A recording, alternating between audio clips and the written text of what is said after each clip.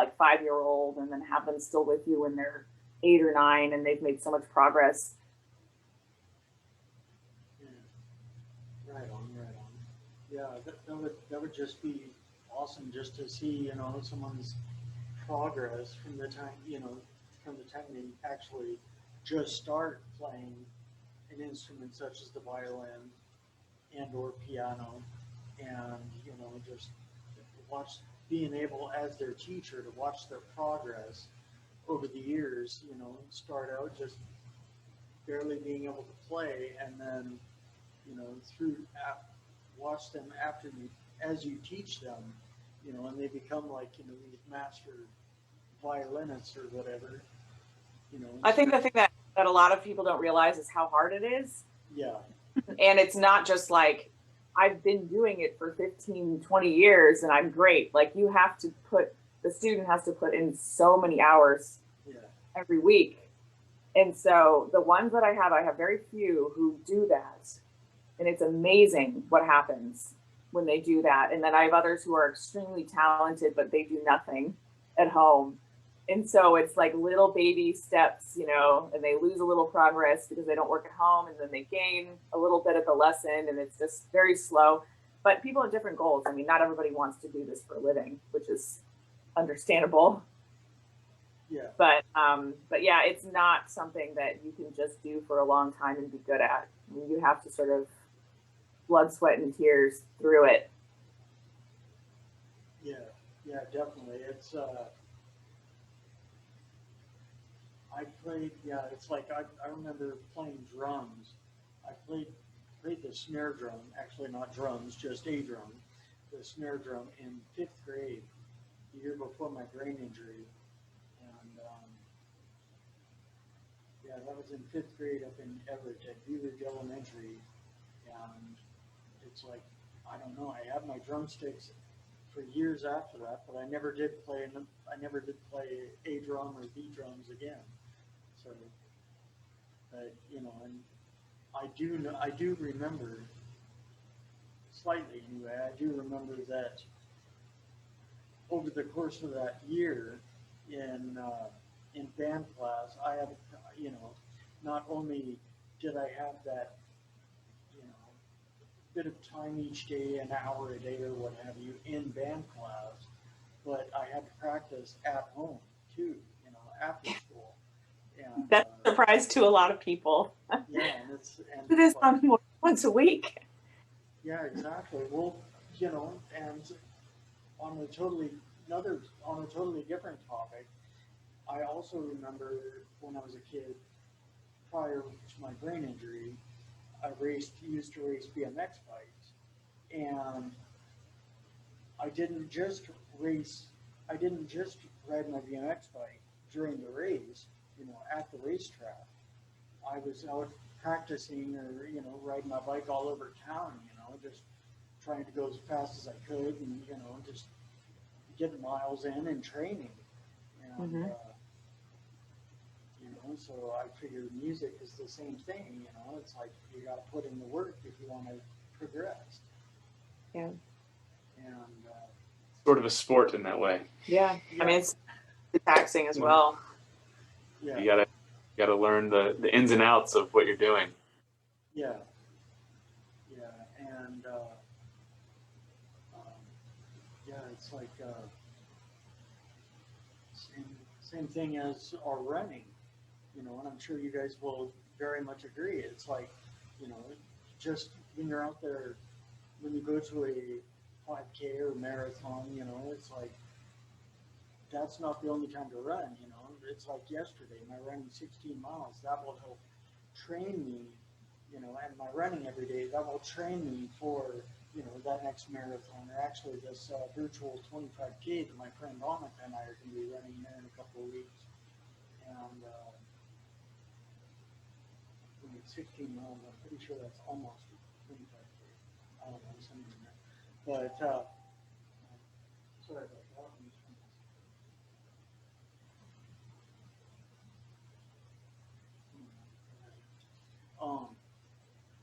But at any rate, on that topic, running, what you guys are run streakers. So what day are you on now? We actually wrote it down so we would be able to answer the question. I'm on day 2,814. I'm on day 1,356. Jeez, right on. That's a lot of days, definitely. Um, yeah, today is day 967 for me.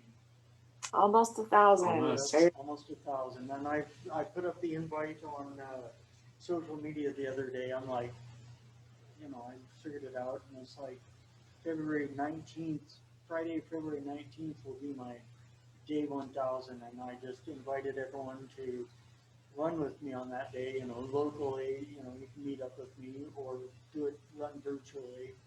And my aunt Bina in Phoenix, Arizona, she said that she can't come up here and run with me, but she'll run there with me, and so that's pretty cool. Well, we'll run that day too. Yeah, I figured you guys would be running that day too. But we'll think of you. All right, cool, right on. Yeah, and what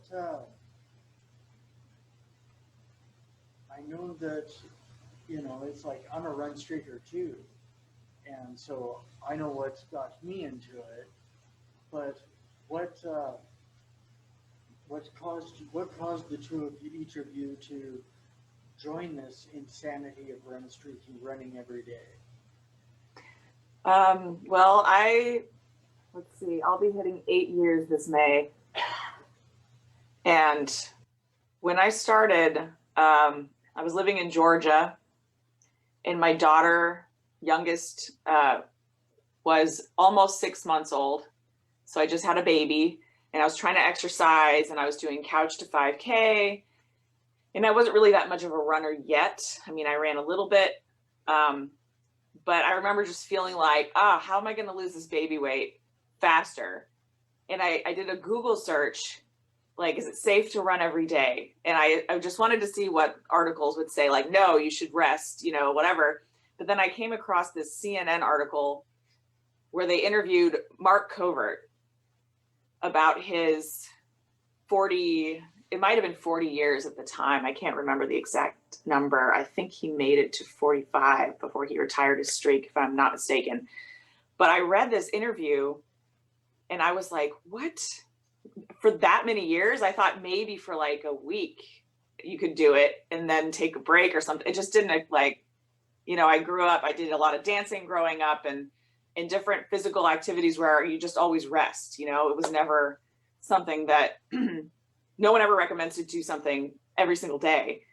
But this article, he's like, yeah, it's great. I love it. I do it every day. I feel better. I feel healthier. I feel like my joints are better. And I was like, you know what? If somebody in the world can do it, then I can do it. And so the next day I started it. And I have to say the first month, my shins were killing me. I had the wrong shoes because I had never thought about shoes before. So I ended up going to a running store and figuring out what shoes were going to be good. But after about a month of like these shin splints or whatever I had and stretching, then I just settled into it. And I'm at the point now where I can probably run, say, 5 miles every single day and feel nothing. If I do more than that, then I'll feel a little sore because it's not what I typically do. But you can adapt to anything. I think we were talking about Craig Davidson last time we did this, and he had a 20-mile streak for going on for a while. Like, he told me every day he would get up before work and run like 20 miles. This was just a routine. Like, run 20 miles, have breakfast, go to the office. And it's just amazing what you can do if you just decide to do it. And the thing is that we're not sprinting every day. We're not hurting ourselves. You can have easier days, you can have harder days, but it's really no different than taking a walk, in my opinion, to go and run an easy mile. So I see absolutely no reason not to do it ever. And I've run through some horrible things in my life. Like, I've had food poisoning and I had the flu really badly a few years ago. And like, I broke my toe and I had a scorpion sting. And, every run streaker has stories. you know, like, oh my God, this thing happened, I have to run. Or like people with broken feet and like knee surgeries have run, or I know women who've given birth and they still get their run in and they don't miss a day, which is incredible to me. So it's a pretty phenomenal thing, I think, for anybody to do it. And I think it's mostly a mind thing. I think you can overcome it. And of course, there are obviously health things that happen to people that make it so they absolutely can't run. I'm not saying that that doesn't happen. And if that happens to me, then I'll accept it. But I think it's an amazing goal to have, and it's a routine, and it just makes me feel grounded. So every day it's the thing I depend on, you know, for my sanity, no matter what's going on, like COVID or anything crazy in the world. I know I'm going to get to run. So it's a good day. So that's why I started. Right. What about you? Yeah. I started because of her. I knew that. Pressure. I've recruited a few run streakers over the years that I'm very proud of. You know, it's kind of contagious. Yeah. It is. And I grew up running. My father used to do a bunch of marathons. He's a physician, and him and his partners in his group, they would go on runs during lunchtime, and then they would compete in marathons. And so I grew up around it.